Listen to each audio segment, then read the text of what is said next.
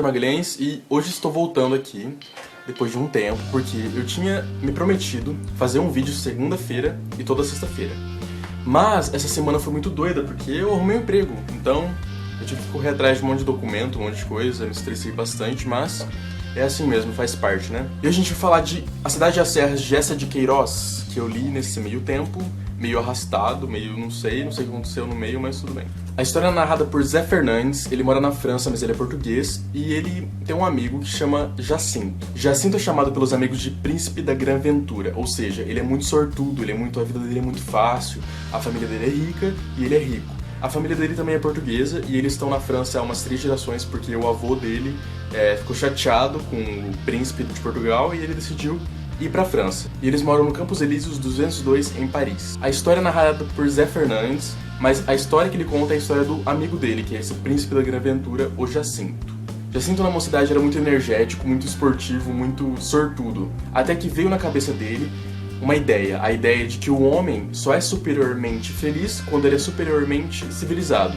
Então ele começa a acumular livros e livros de Virgílio, de Schopenhauer, de vários outros intelectuais de filosofia e de vários outros assuntos, e começa a estudar isso, e ele começa a virar um aficionado por tecnologia. E essa ficção se torna tão grande que a casa dele fica abarrotada de tecnologia.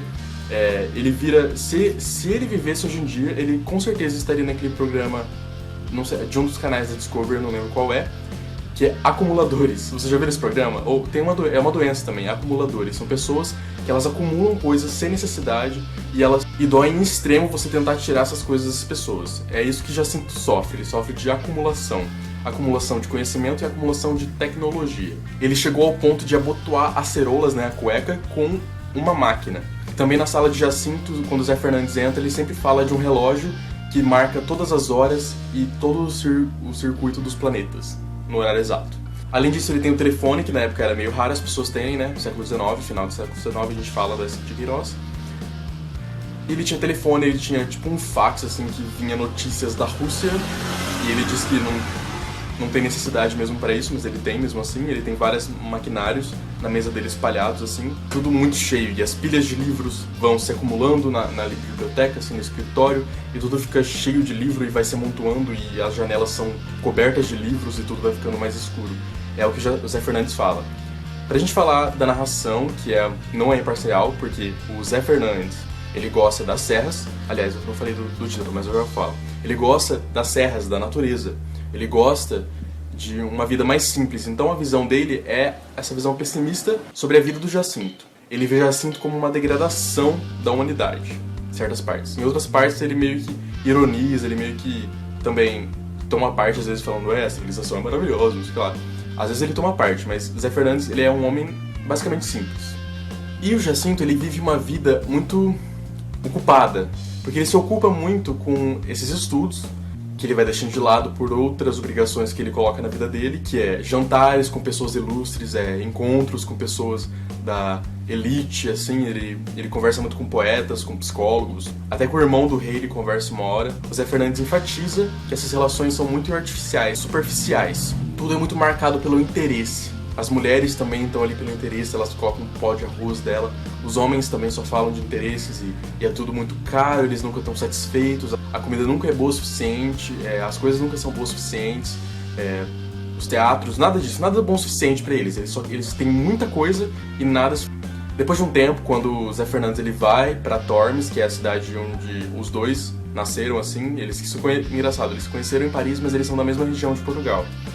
E ele volta pra essa Tormes, pra uma outra cidade que é do lado de Tormes, e quando ele volta depois de um tempo, uns meses, anos, não lembro muito bem, ele vê um Jacinto já desgastado, ele já tá bem desiludido com essa vida de Paris, com essa vida de civilização, e ele vai cada vez mais se afundando no pessimismo. Ele se afunda muito em Schopenhauer e no Eclesiastes. O Eclesiastes, eu sei que é algo que prega uma vida simples, né? Então ele pode ter mudado a ideia dele com essas leituras, né? Mas eu acho que o ponto crucial da história que muda mesmo a cabeça do Jacinto é quando ele e o Zé Fernandes vão numa basílica, eu não lembro o nome da basílica, e lá em cima, ao olhar a cidade de Paris, o Zé Fernandes começa a falar pro Jacinto como tudo é muito organizado, como tudo ali é uma fachada e como os pobres e não os ricos é que sustentam aquela organização. E que Paris é uma cidade só de aparências. Daquela visão ele só tinha os telhados, não tinha a visão dos grandes órgãos de civilização que Jacinto falava, que eram maravilhosos, como o Senado, como a prefeitura, como tudo isso. Eles não conseguiam ver isso, era tudo a mesma coisa, o mesmo cinza de telhados. E eu acho que essa parte é a melhor parte do livro, porque é um monólogo filosófico do Jacinto, principalmente do Zé Fernandes, sobre essa superficialidade. Nesse meio tempo, o Jacinto recebe uma nota lá de Tormes que, nesse meio tempo, um acidente misturou as covas dos avós deles com outras pessoas e que seria legal ele ir lá para ajudar a pegar esses ossos, não ajudar, né, para participar da cerimônia, de pegar esses ossos e realocar esses ossos em outro lugar. E ele vê isso como uma oportunidade, né, de ter uma vida mais simples, de ir pro campo e aproveitar a casa que os seus antepassados deixaram lá, a riqueza que seus antepassados deixaram em Portugal, porque ele é rico por causa disso, por causa das terras que ele tem em Portugal. Ele manda as coisas dele por uma transportadora e quando ele chega em Tormes, tá tudo mal feito, a casa não tá pronta ainda, tá em reforma e as coisas dele não chegou.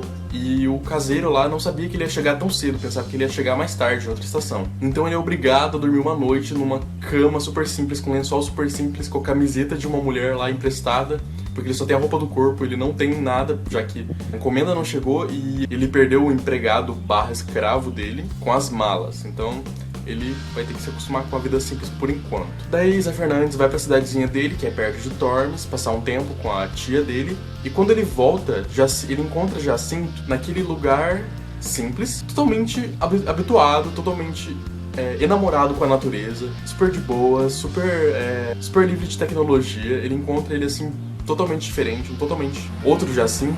O título é muito conveniente, A Cidade e as Serras, em ordem cronológica mesmo. A cidade, a parte da cidade é a parte que ele evoca a civilização, como um homem que está dependente da tecnologia, como um homem parisiense, que era a cidade mais tecnológica da época, estava superficial em tanta tecnologia. E a parte das serras é quando ele vai para Serras, né, que é Tormes, se apaixona, ele vê uma outra vida, e no final ele se casa, né, ele está totalmente habituado àquele lugar, ele entende agora da natureza. Ele largou a vida de civilização, largou tudo. E é um livro que totalmente vale a pena, é um livro divertido, tem vários momentos cômicos assim. E também, eu tinha um preconceitozinho com essa, porque eu tinha um livro do Primo Basílio aí, e eu tentei ler, e era um português bem antigo e não deu certo, e era um livro todo bolorento, todo velho aí, não sei por que tinha. E ele me surpreendeu, mais uma vez, mais um clássico, quebrando tabus na minha cara, porque não é tão difícil assim, e é muito legal. Então fica aí a dica essa semana, S. Queiroz, A Cidade e as Serras. E se você não é inscrito, se inscreve aí no canal, dá um joinha se você gostou e até mais!